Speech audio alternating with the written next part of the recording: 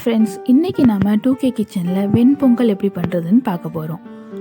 First அதுக்கு நான் இன்றைக்கி 2 டம்ளர் பச்சை அரிசியை நல்லா ஊற வச்சுருக்கேன். கொஞ்சோண்டு பாசிப்பருப்பு எடுத்திருக்கேன், கொஞ்சம் சீரகம், கொஞ்சம் மிளகு, கருவேப்பிலை, காஞ்ச மிளகாய், 1 ஸ்பூன் வெண்ணெய். இப்போது ஒரு குக்கரில் நான் 1 ஸ்பூன் வெண்ணெய் ஆட் பண்ணியிருக்கேன். வெண்ணெய் நல்லா உருகணும்.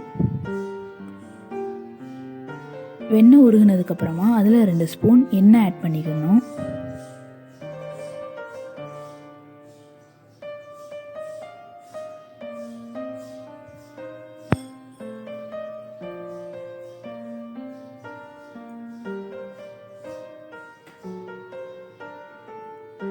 இப்போ இதில் சீரகம்,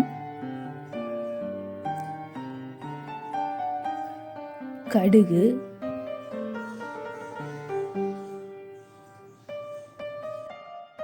அப்புறமா பாசிப்பருப்பு, நாம் எடுத்து வச்சிருக்கிற காஞ்ச வத்தல், கொஞ்சோண்டு கருவேப்பிலை, இதெல்லாம் சேர்த்து நல்லா வறுக்கணும்.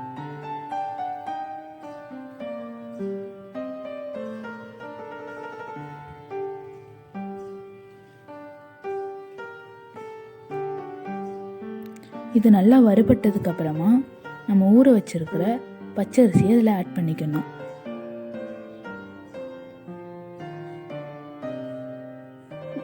இப்போ இதை நல்லா கிளறி விடணும். தேவையான அளவு உப்பு ஆட் பண்ணிக்கணும்.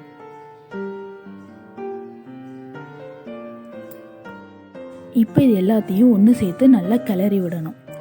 1 டம்ளர் அரிசிக்கு 3 டம்ளர் தண்ணி ஊற்றணும். வெண்பொங்கல் கொஞ்சம் குலைவாக வந்தால் தான் நல்லாயிருக்கும். இப்போ இதில் கொஞ்சோண்டு நெய் ஆட் பண்ணிக்கணும்.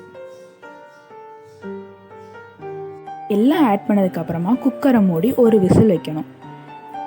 இப்போ குக்கரை திறந்து லைட்டாக எல்லாம் ஒன்று சேர்கிற மாதிரி கிளறி விட்டுக்கலாம்.